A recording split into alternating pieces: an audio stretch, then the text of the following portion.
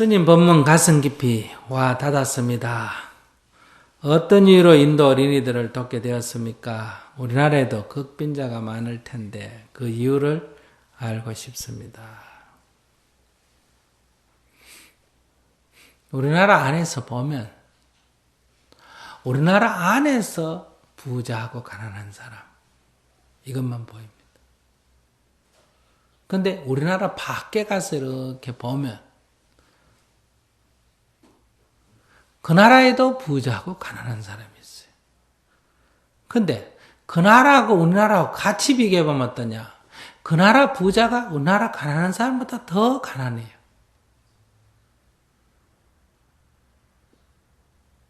그렇기 때문에 우리나라 사람 갖고 나눠가지고 상중하로 나누고 그 나라 사람도 상중하로 나누면 우리는 어떻게 되느냐? 우린 다 상중에 상중하에 속합니다. 저 인도의 천민들은 어떠냐? 그건 하중에 상중하에 속해. 그러니까 우리나라의 하가 거기 상보다도 더 잘 산다 이런 얘기. 그렇기 때문에 우리나라 안에만 살 때는 이 가운데 가난한 사람을 돕는 거 좋습니다. 그러나 저는 저 다른 나라까지를 봤기 때문에 그 나라하고 비교해 보면 우리나라의 가난한 사람들은 그 나라에 잘 사는 사람보다 더 잘 살아요.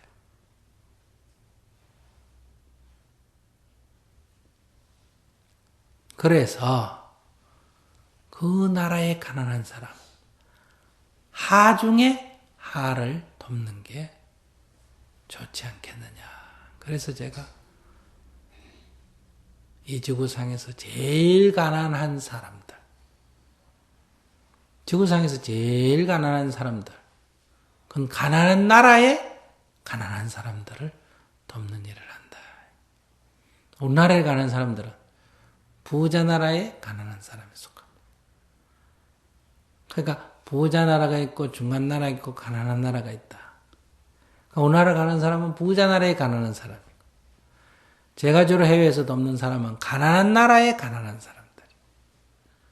그러니까 가난하다는 말은 똑같은데 그 내용은 천지차이에요. 즉 하는 한데 우리는 상중에 하고 거기는 하중에 하기 때문에 그 차이가 현격하다.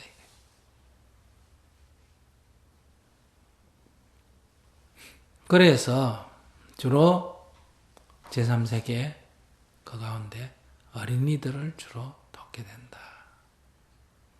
왜 어른들은 안 돕냐? 어른들을 돕는데 어른까지 다 도울 능력이 안 돼요. 그러니까 쭉 가는 거 뻔히 보고도 외면할 수밖에 없어요. 왜? 능력이 안 되니까.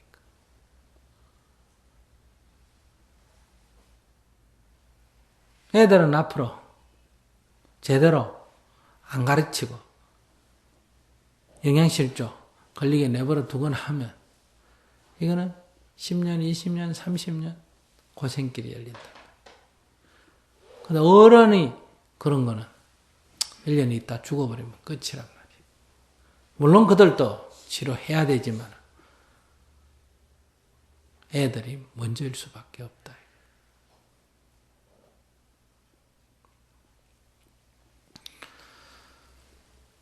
한국에서 가난한 사람들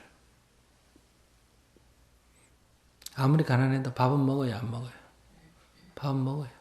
밥 못 먹는 사람이 있다. 근데 자기만 노력하면 밥은 먹을 수 있어요. 얻어먹어도 먹을 수 있어요. 지금 밥 좀 얻어먹겠다는데 안 주는 사람 없어요. 근데 이 가난한 나라에는 밥을 얻어먹기가 어려워요. 밥 자체가 없어요. 북한에는 지금 밥 자체를 얻어먹을 수가 없어요.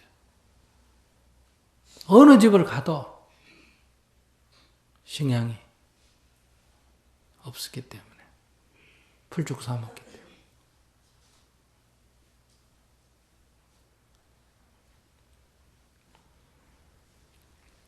그래서 제가 우리나라 문제는 신경을 안 씁니다. 그건 우리나라 국가에서 사회보장제도로 여러분들의 세금으로 가난한 사람들을 돕도록 돼 있어요. 얘는 국가가 그걸 책임을 져죠. 근데 저 가난한 나라는 국가가 아무 책임을 안 져죠.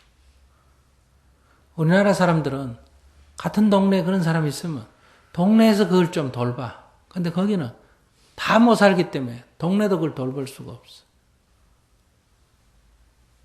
우리나라 어렵다 해도 부모가 있었어. 일가 친척이 자식 하나는 돌볼 수 있는데 거기는 부모도 일가 친척도 다 재 살기도 어렵기 때문에 애들을 못 돌보는 거야. 그래서 나는 그 나라 사람도 아닌데 우리는 그 나라 국가도 아닌데 우리는 그 동네 사람도 아닌데 우리는 그 부모도 아닌데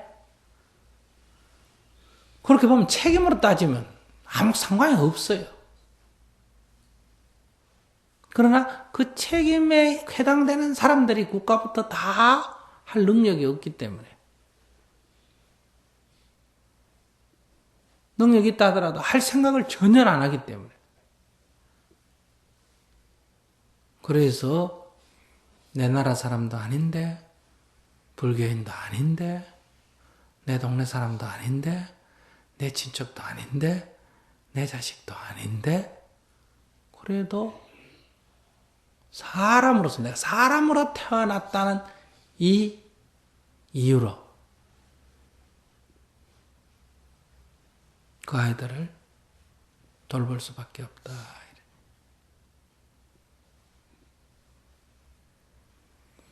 불상을 때려 부순 그 바미안에 무슬림 아이들도 도와야 되고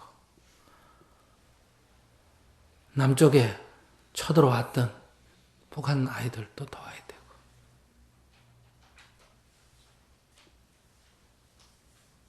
이념이나 종교, 민족 그 전에 원한관계 이런 거와 관계없이 왜? 그건 그 아이들 굶주리는 아이들 책임이 아니잖아요. 그래서 이 아이들을 돕게 됐다.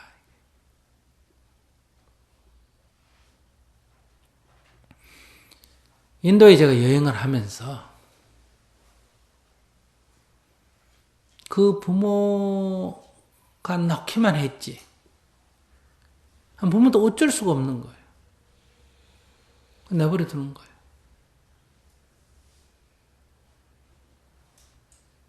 부모가 그래 내버려 두고 싶어서 내버려 두는 게 아니야. 능력이 아무런 능력이 없기 때문에. 하나라도 어디 누가 데려가 버리면 입 하나 더 온다 이렇게 생각한단 말이야. 우리도 옛날에 식구 많고 양식은 떨어지고 해서 뭐라 그래요? 애들이 커면 입벌이 하러 가라 그러잖아. 그죠? 네 입은 네가 책임져라 이거야. 10몇 살 먹으면. 왜 다 큰 게 입벌이도 못하고 집에 있냐 이러잖아. 그래서 우리들이 돕게 됐다. 어쩌다가 한두 명이 학교 못 가는 게 아니고 온 동네 아이들이 다 학교를 못 가고 어쩌다가 한두 명이 글을 모르는 게 아니라 온 동네 사람이 다 글을 모르고 어쩌다가 한두 명이 굶는 게 아니라 온 동네 사람이 다 굶고 있고 어쩌다가 한두 명이 아픈데 치료 못 받는 게 아니라 온 동네 사람이 다 치료를 못 받고 있는 그런 동네가 있어요. 천재 그런 동네가 어딨노? 성지술대 갈 때 한번 따라가서 한번 보세요. 그런 동네가 있는지 없는지. 우리 학교가 있는 그 동네 마을을 한번 방문해 보세요. 진짜 청빈하게 삽니다. 옷이 없어. 그냥 땅바닥에 기두는 걸레쪽 같은 옷 하나 있지. 이 옷장이 어딨노? 옷장이란 것 자체가 없어. 입고 있는 옷이 전부야. 입으라고 할 만한 게 따로 없어. 어떤 데는 집이라고 할 만한 것도 따로 없고. 부엌 살림이라 그래야 요만한 솥단지 하나 있어. 숟가락도 없어. 왜? 손으로 퍼먹잖아. 밥 먹다 보면 반찬이란 게 따로 없어. 그냥 걔가 뭐 줄 때 반찬 따로 안 주잖아. 그죠? 그냥 요만한 접시에 누룽지 있으면 부어주듯이 그냥 그렇게 먹고 그렇게 사는 거예요. 그런데 무슨 뭐 공부 같은 거 생각하겠어요?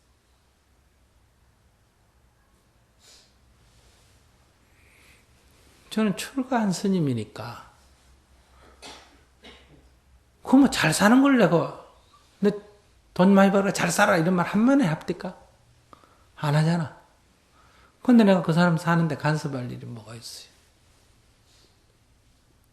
그러나 사람으로 태어나서 굶어 죽으니까 굶어 죽지는 말아야 될 거 아니에요. 간단한 질병에 죽으니까. 우리 한 4, 50년 전만 하다 결핵 걸리면 많이 죽었죠. 그 전에는 천연두 이런 것도 많이 죽었잖아. 그죠? 요즘 그런 거 갖고 죽는 사람 없잖아요. 콜레라 걸려도 죽고 이질 걸렸어도 죽고 애들 홍역에 많이 죽었죠. 근데 요즘 그런 것 때문에 죽는 사람 없잖아요.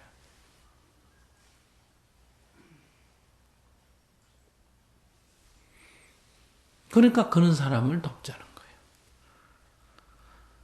우리나라에서 가난한 사람들, 제가 그 사람들까지 다 돕는 일을 하려면 내가 자선가학가 되지 왜 스님이 됐겠어요? 스님이라는 거는 다 버리고 거지같이 사는 게 스님 아니야. 근데 옆에서 사람이 죽는다 그러니까 아무리 수행도 좋지만 그럼 그걸 외면하고 무슨 수행을 논할 수 있겠어요? 그걸 외면하고. 그래서 불자로서 맨날 대자대비하신 관세음보살에게 소원을 빌면서 자기 할 일은 안 하고 자꾸 복만 달라 그러면 인연과의 과보에도 맞지 않고 저 하늘에서 혹시라도 누가 보는 사람이 있다면 얼마나 얄밉겠어. 그래 미움을 사가 뭐 복 받겠어요. 그 사람들이 보기에도 좋아 보여야 될 거 아니에요. 그래서 지구상의 극빈층 돈으로 환산한다면 남자 하루 수입이 하루 일당이 1달러 1,000원도 안 되는 그런 지역에 사는 사람들 그들을 위해서 우리가 하루에 1달러 이상 1,000원 이상 보시해서 돕자. 그래서 이게 시작이 됐습니다. 인도를 여행하면서 너무 가슴이 아팠어요. 또 부처님을 생각했어요. 부처님이 사문유관이라는 게 있잖아요. 동쪽 문으로 나가서 늙은이를 보고 남쪽 문으로 나가서 병든 이를 보고 서쪽 문으로 나가서 죽은 사람을 봤다. 그게 단순히 그런 게 아니죠. 늙었는데 보호할 데 없는 늙은이죠. 당신 노예는 늙으면 버리잖아요. 병들었는데 치료받지 못하는 사람이죠. 당신의 노예는 병들면 버리잖아요. 죽었으면 장례나 치러줘야 되는데 천민들은 죽으면 시탈림에 그냥 갖다 버려버리잖아요. 그런 중생의 고통을 보면서 삶이 진짜 뭔지 고뇌하지 않을 수 없었겠죠. 우리는 인도를 여행하면서 정말 사는 게 뭔지 이런 것들을 진지하게 돌아보지 않을 수가 없습니다. 첫째, 그 사람들이 불쌍한 것도 있지만 두 번째는 참으로 인생이 뭔지 진리가 뭔지 그저 아전인 습격으로 자기 맛대로 생각하는 그런 것들이 진리인지 이런 것들을 진지하게 성찰할 수 있는 기회가 돼요. 그래서 제가 인도 여행 중에 어쩌면 저는 부처님을 재발견했다. 그저 위대한 힘을 가지시고 빌면 나를 도와주는 그런 부처님에서 중생의 아픔을 가슴으로 느끼시고 그 아픔을 어루만지는 위대한 성자인 부처님을 보게 된 거예요. 그래서 그분 하시는 거를 다 할 수는 없지만 조금이라도 해보자. 부처님이 지금 이 땅에 오신다면 어떤 일을 하실까? 이런 생각을 하게 됐죠.